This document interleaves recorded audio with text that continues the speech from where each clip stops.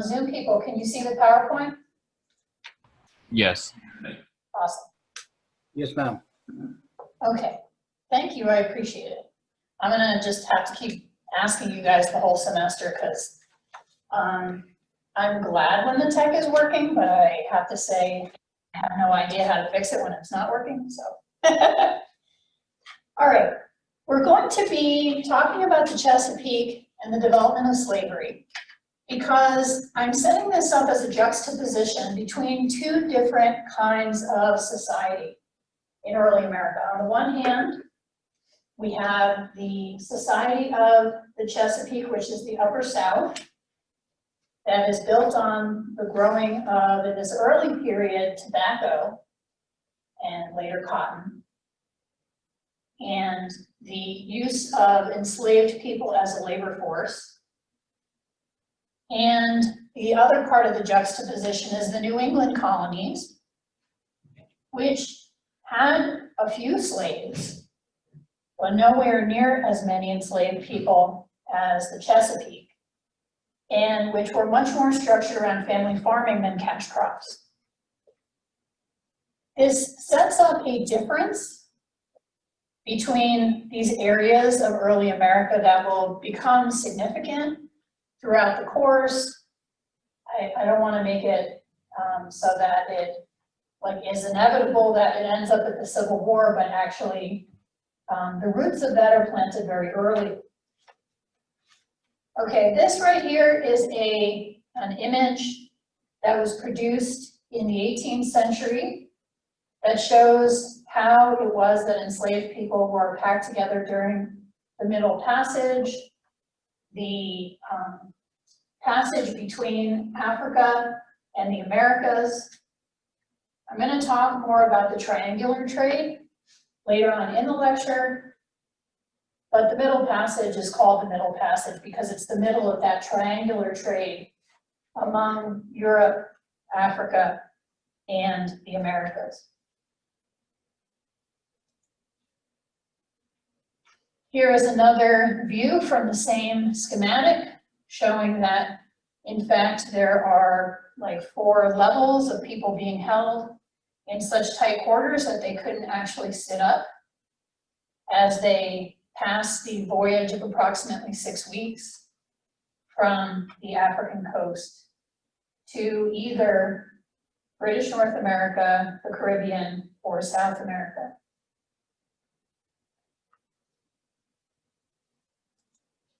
Okay. So the little map here is showing you the Chesapeake, the area that we're talking about today. It's basically comprised of Virginia, Maryland, and Delaware. Virginia is the largest of the colonies in the Chesapeake. By 1660, the Virginia Company had become bankrupt as a result of the war with Powhatan's brother. And it then became a colony, a direct colony of the British Crown. By 1660, there were 25,000 English immigrants to Virginia. And as I had said on Tuesday, the main crop that was being grown was tobacco. Exports began in 1616. In 1620, 60,000 pounds of tobacco per year were being shipped to England. By 1690, the amount shipped had increased to 25 million pounds a year. By 1730, 50 million pounds a year. And on the eve of the American Revolution, 100 million pounds of tobacco a year were being shipped to England. Is it usually just England, or is it the whole of Europe is using tobacco? Well, what had happened was, in the 17th century, so the 1600s, these acts called the Navigation Acts were passed by the British Parliament. And the reason for this was Britain was in a trade war and an on and off actual war with the Netherlands. And so the Navigation Act said any of these like raw materials that we super need have to go just from the North American colonies to England. There they have to be offloaded at the English customs houses, and a duty is paid on those. And then from there, they can be shipped to other places. But there was no direct trading by the North American colonies of these raw materials with non-English factors. Good question. Any other questions? Questions from the people at home? Okay. Cultivating tobacco caused this narrowing of the elite because you needed a lot of land to be a successful tobacco producer for export, and tobacco cultivation exhausted the soil. In addition, as we're going to see, when the cultivation of the tobacco crop shifted from being done by indentured servants to being done by enslaved people, the cost of enslaved people was significant. So you had to be a person with a lot of land and a lot of enslaved people as your property in order to successfully be a tobacco exporter. In 1660, enslaved people made up 3% of the population of Virginia, but by the middle of the 1700s, they made up 40% of the population. And in the period of time that we're talking about, this was just due to export or import of enslaved people from Africa. It was not so much due to the formation of families and to the just sort of natural growth of the population. Okay. In 1619, the House of Burgesses, the first actual representative institution for British North America, was established. It was elected by white males, but it was still too democratic for the likes of the English crown. He was planning on abolishing the House of Burgesses, but he died before it was possible for him to do so. The House of Burgesses took it upon themselves to make legislation locally about domestic concerns, and also to serve as kind of a debating society.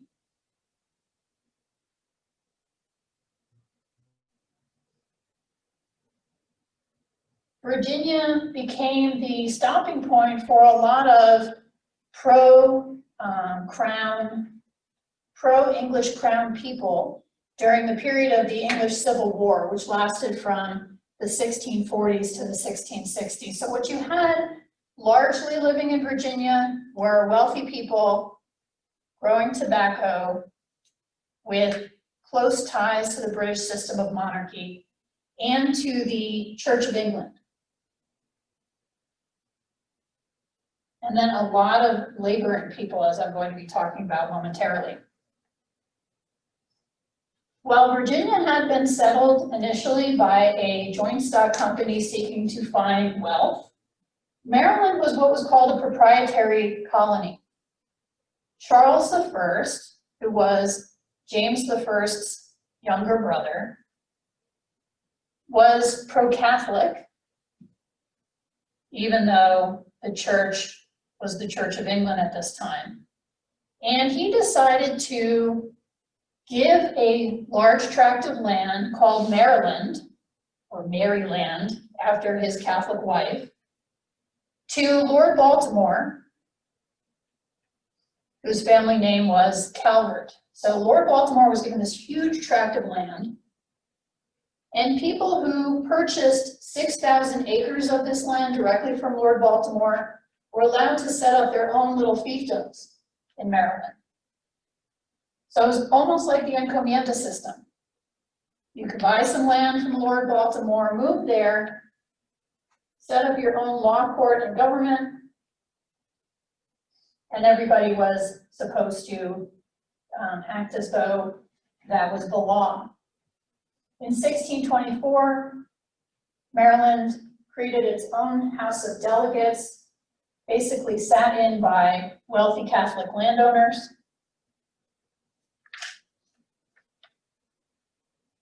But the House of Delegates, unlike the House of Burgesses, deadlocked and really didn't achieve anything. Perhaps as a result, Maryland remained less populous than Virginia. There were 10,000 people by 1660. Or I should say 10,000 English immigrants. Questions so far?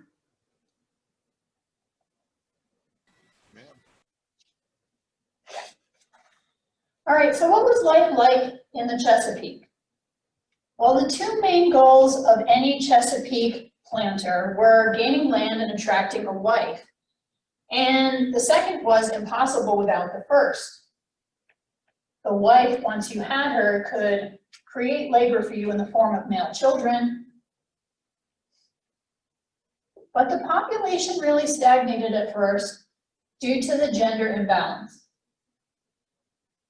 We know that life was very harsh in the Chesapeake, and I've told you that, thousands of people were imported into the greater Jamestown area in its early years, and yet the population stayed stagnant at about 1,000.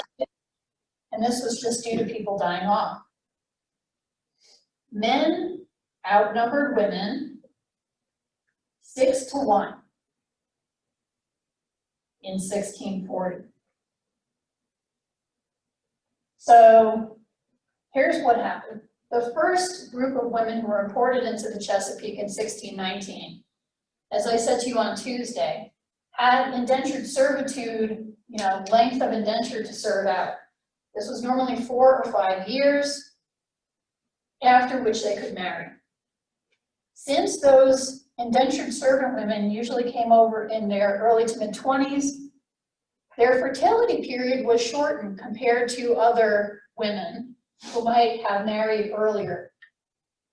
For some reason that we don't fully understand, women tended to hit menopause at about age 40 in the time period we're looking at, so the fertility window was shorter then than it is now. Their daughters, though, once those women, married in their mid to late 20s and had daughters, by the time those daughters were 12 or 13 years old, they were considered highly marriageable, and so they married at that young age. There was a lot of sexual pressure to get married. 1/5 of Chesapeake women were pregnant when they got married. And in addition to women being very highly in demand, people had a short lifespan in the Chesapeake. So if a woman was lucky enough to live through childbirth, she might very well outlive several husbands. Chesapeake women normally produced only about 4 children during their lifetimes. In other parts of British North America, the average was 6 children.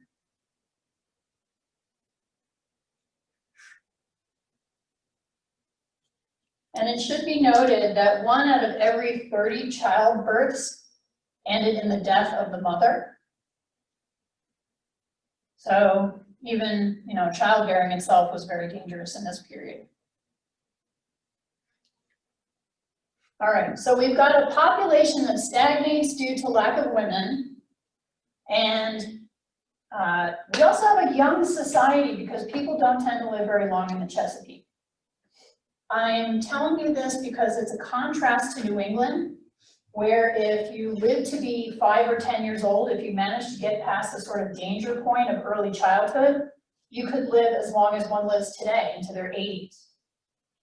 So New England was a healthier society once we take into account, the whole infant mortality thing, and it was much more biased in favor of the elders. The Chesapeake, not so much. The life expectancy for Chesapeake males was about 43. 25% of children died in infancy. And another 25% of young people did not live to see their 20th birthdays.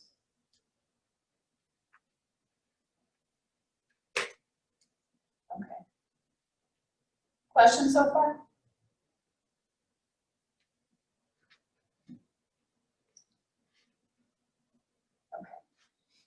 The way that the population was concentrated in the Chesapeake was basically around tobacco plantations, large farms. There were not as such village centers or towns in the same way that there would be in New England. People were much less religious in the Chesapeake than they were in New England, where religious church attendance was required by law. So it was a society that could remain much more centered on worldly pursuits, like money making.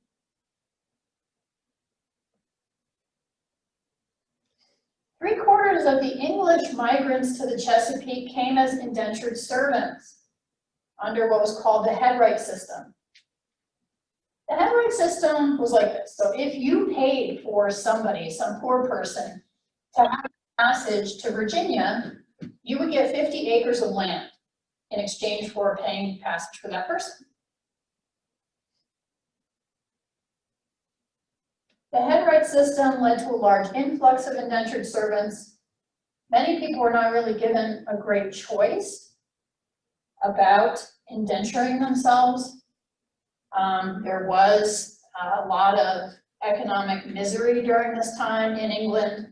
So indentured servitude was seen as a better option than starvation for a lot of people. Was there just like a polling station you'd go to sign up to be an indentured servant?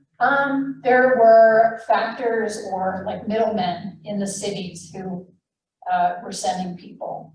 It was also the case that if somebody was a vagrant, if they were captured by a justice of the peace and had no employer, no visible means of support, they would be kept in a kind of like a proto-jail until such time as they were contracted out to somebody as labor or agreed to be an indentured servant.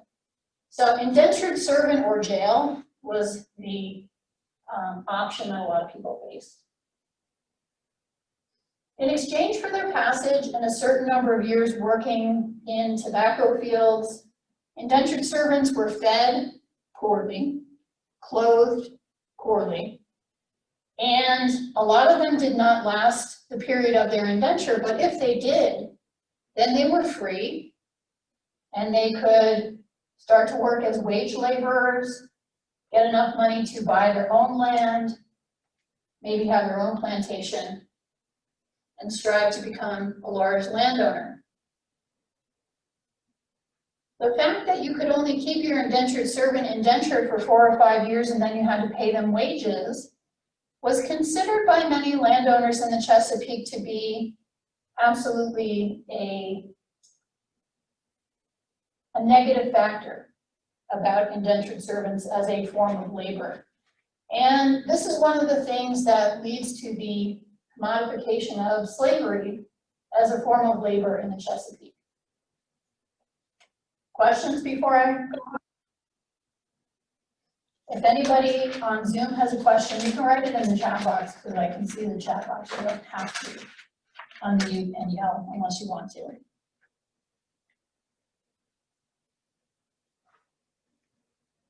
Okay. The slave trade was initially initiated, the transatlantic slave trade, by the Spanish and Portuguese. The Pope had, believe it or not, drawn kind of a line down the world from the North Pole to the South Pole in the Treaty of Tordesillas and said, okay, the Spanish have the asiento, they have the right to do the slave trade on this side of the line, and the Portuguese have the right to do the slave trade on this side of the line.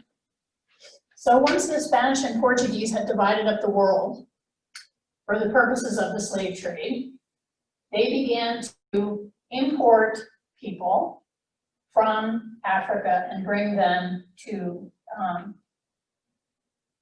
both the Caribbean and to Central and South America. As you can see here, between 1590 and 1640, 220,000 people were enslaved and brought over. In 1619 was the first importation of African servants to the Chesapeake colonies, with the Dutch acting as middlemen. But as soon as that happened, then, American, or I should say British North American ships got in on the action as well, until the slave trade was outlawed, which didn't happen until 1808. From 1619 until 1808, if you were a North American with a ship, you could go to Africa and purchase people from factors running large castles, as they were called, on the west coast of Africa. They captured people inland, brought them to the ports. They were traded with the Europeans for money and guns and other stuff. It could take several months to have enough people on board to make the passage worthwhile, and then one would set off for North or South America. A total of 12 million people were brought over altogether from Africa to North and South America under the regime of slavery.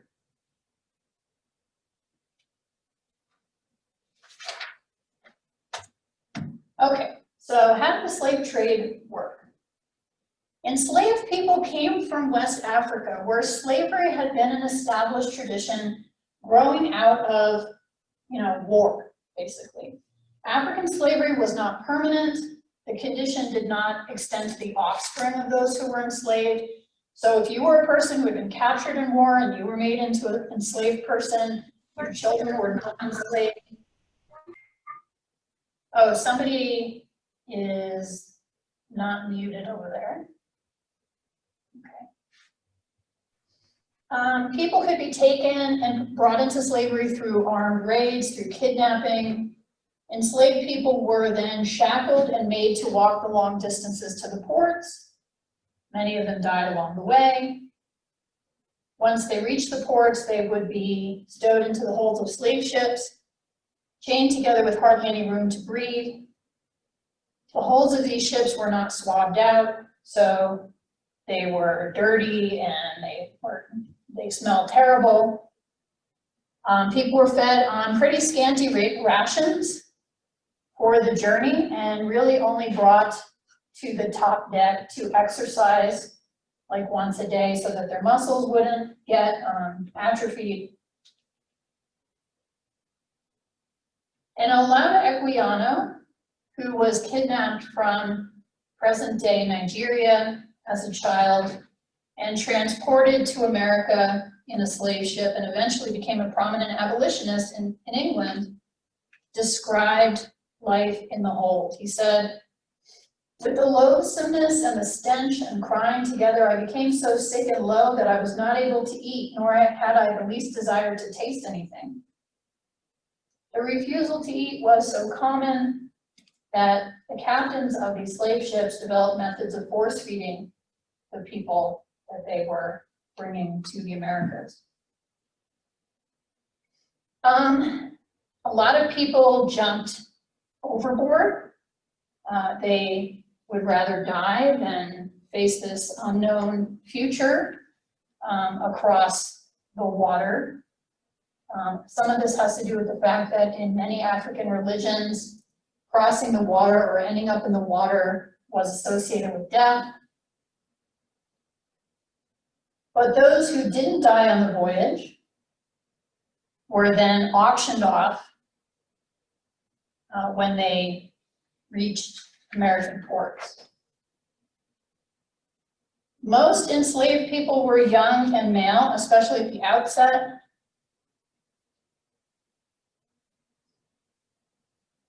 And because there was no monopoly on slave trading, it became an outlet for small-scale private enterprise. There was a lot of competition, and it was the source of many a fortune.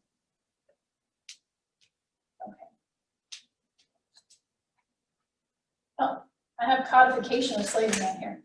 Let me say something about how that worked. As I told you initially, the enslaved people, or the people that were brought in, were servants. They were indentured servants, and they had 4 or 5 years to serve, and then they would be freed, and some of them became slave owners themselves. Not very many, but a few.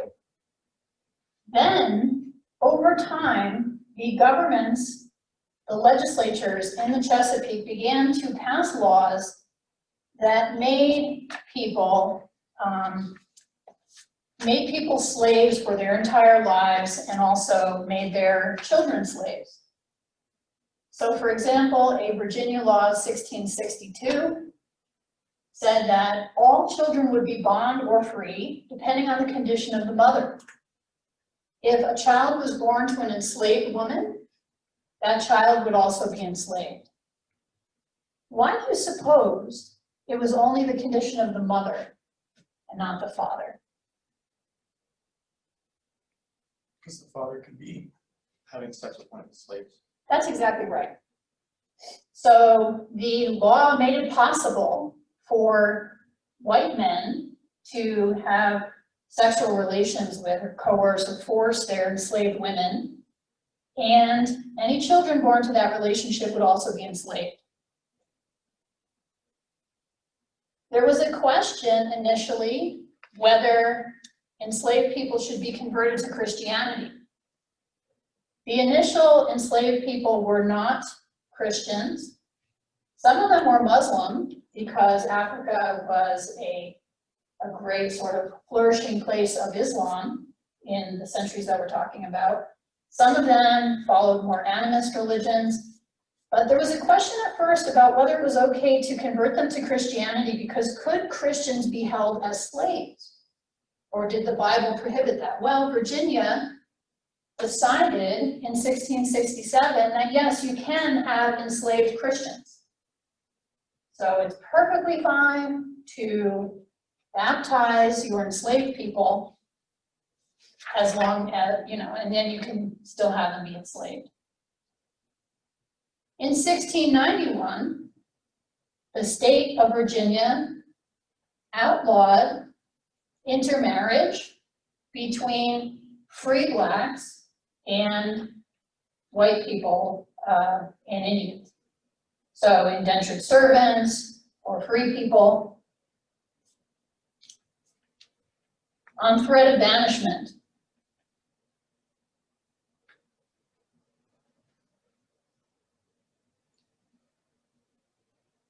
And over time, as we get to the 18th century, enslaved people are prohibited by law from learning how to read and write, or being instructed in literacy, from owning weapons, from gathering together in groups of 3 or more. Basically their rights as human beings were taken away. They weren't allowed to testify in court. Okay. These are some shackles that were used in the transatlantic slave trade. Questions?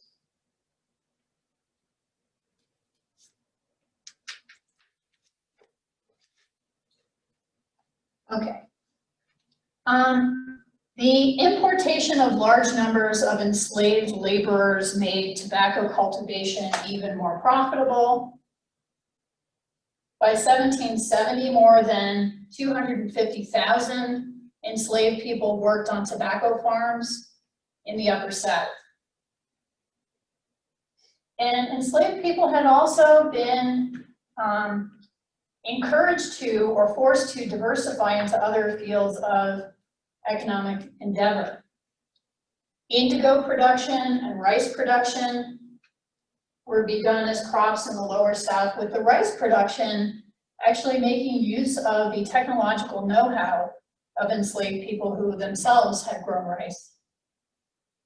All of the jobs on plantations that in a different scenario would have been done by skilled white artisans were done by enslaved people. So they learned trades like being a carpenter, making barrels, making shoes and clothing. A highly ambiguous relationship grew up between the enslaved people and their masters, since on the one hand, the masters owned not only the labor of their slaves, but also their bodies. But on the other hand, the masters could not support their luxurious lifestyle without the labor of the enslaved people. Because enslaved people were so crucial to the economic development of the South, enslaved people and land became the measure of wealth and social status in the South. Even small planters wanted to acquire enslaved people and had an interest in helping the system of slavery to continue. The social structure of the Chesapeake thus became very hierarchical and really depended on who owned land and slaves. There was little social mobility because 10% of the adult males owned between 50 and 75% of the productive land and employed the majority of the labor force. So if I were going to draw a pyramid, it would have that 10% of large planters at the top. Then below that, 20 to 30% of the white people were freeholders who had their own land, mainly used family labor to cultivate tobacco and food, and might have one or two hired slaves. If you were a person who had a lot of enslaved people that you owned, you could hire out your enslaved people for, it's kind of like renting people for the year or 6 months or whatever. And so the renting of enslaved people to people who couldn't themselves afford to buy enslaved people was another important business in the South. You'll notice I've only spoken for either 30 or 40% of the white people in the South in terms of what they owned. The rest of the white people were landless, owned little or no property, and worked for others. But they always aspired to own land and slaves. And there was also a feeling of compensation for at least not being enslaved if you were a white person. And this was part of the roots of white supremacy, which was extremely important in the South in this period.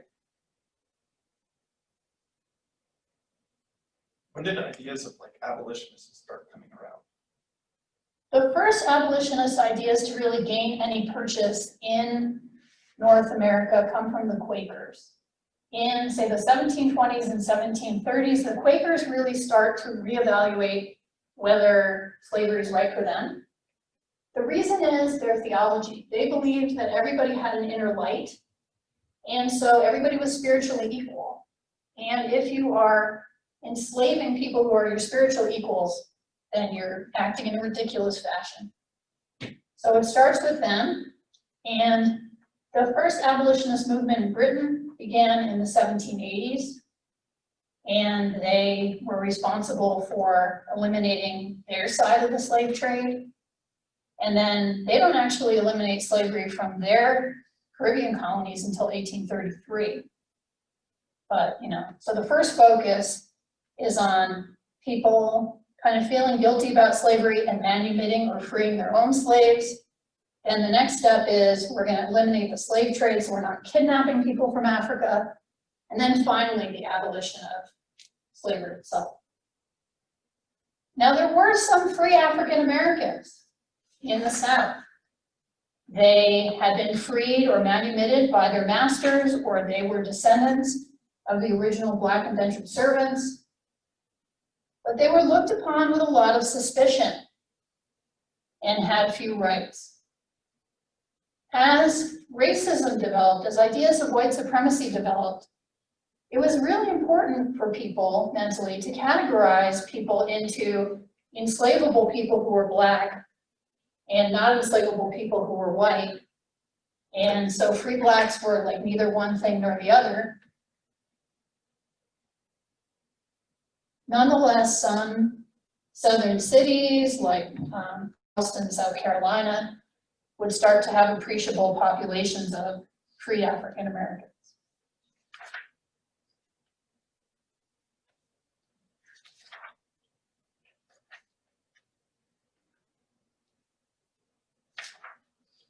The proportion of Black Americans in the population depended on where you were.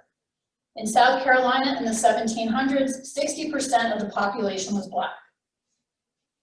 The population there was able to hang on to more aspects of African culture.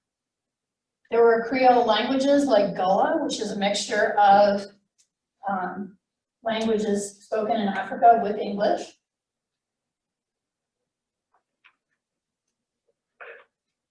In Massachusetts, in contrast, only 3% of the population was enslaved. So people who were enslaved had a very hard time even forming families. And it was much easier for the legislators in Massachusetts ultimately to get rid of slavery because it was economically not important. All right, here I'm showing you the triangular trade. So you can see on this picture that, let's start off with the route from Europe to the coast of Africa. Manufactured goods, textiles, rum, guns. These are the kinds of trade goods that are being brought to Africa and traded for enslaved people. Then slaves are brought to the Americas, and in turn, they produced raw materials like sugar, tobacco, and cotton that were sent to Europe to be made into things like textiles, rum, and tobacco just to be smoked. So this is the triangular trade, and the middle passage is that middle portion between Africa and the Americas. Okay, question? Is there any stories of like African slaves trying to revolt? Oh yeah. There were some stories of shipboard revolt, and there were some stories of revolt actually in the Americas, starting in the early 1700s. We don't have information on all the revolts that there were, but I'll give you one example. Gabriel's rebellion happened in Charlestown, South Carolina, I want to say. In right around 1800, 1801, Gabriel Prosser was a free Black carpenter, and he got together with a bunch of enslaved people who lived in his town, planned for a revolt. He was, I was gonna say ratted out. He was reported by one of the people who was involved in the conspiracy, and everybody was arrested before anything could happen. So that's one example of a slave revolt. The one that I'm gonna talk about in the most detail, Nat Turner's rebellion, happened in Virginia in the 1830s and resulted in the deaths of 55 white people. So, but more of that in a future lecture.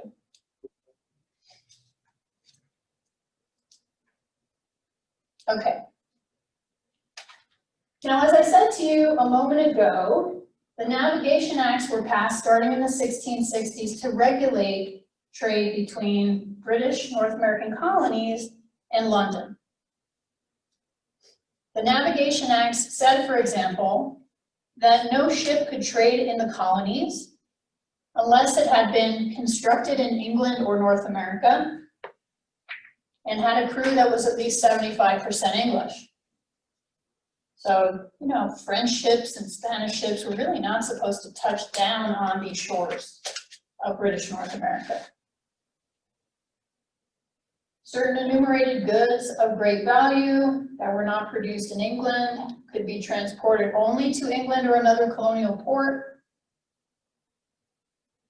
And this was bad from the perspective of American tobacco farmers. Why would that be? Why would it be disadvantageous for them to only be able to trade with London?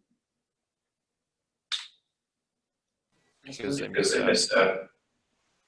Oh, on trading with other nations. Right, you were gonna say? Less business? Yeah, there's less of an opportunity for people to bid up the price of tobacco if there's just one buyer. So in a way, it was sort of like monopoly pricing, and over time, the price of tobacco was going down. The colonists were being assessed taxes by London also that had to be paid in tobacco. And so as the price of tobacco decreased, the more tobacco they produced, the more these taxes were a problem. There was a depressing effect on the economy of Virginia. And there was also issues with crops being destroyed in transit by bad weather or by being attacked by the Dutch. So the farmers in Virginia were discontented about that by the 1660s, and then they started to be discontented by something else.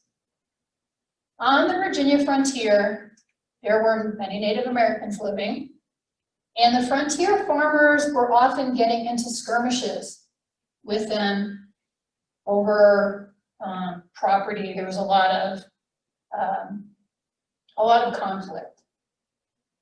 The Virginians who lived on the frontier wanted the English appointed governor of Virginia, Governor Berkeley, to send a retaliatory army to Western Virginia to attack the Indians.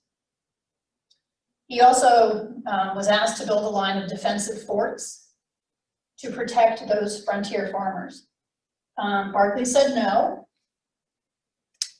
And the colonists then, under the supervision of Nathaniel Bacon, whose picture you see here, began to rebel. They took up their muskets and pikes and whatever they had, and they marched on Williamsburg, which at this point was the capital of the colony of Virginia. They took over the capital.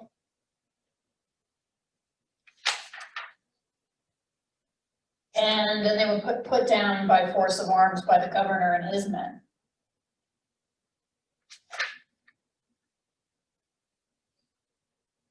Ultimately, the rebellion was put down without anybody being actually killed for having risen up in arms against the government. Bacon himself died from like an intestinal issue. But, peace was restored within the colony. But what this shows is there were beginning to be some areas of tension between the colonial experience and the interpretation of that experience in Britain itself. And people felt as though the Board of Trade that was responsible for administering colonies and the British Parliament and the Crown didn't really understand what it was like to live on an already populated frontier. And we will begin to see more of these problems crop up, throughout the, especially throughout the 1700s, of course, culminating in the American Revolution. Okay, what questions do people have?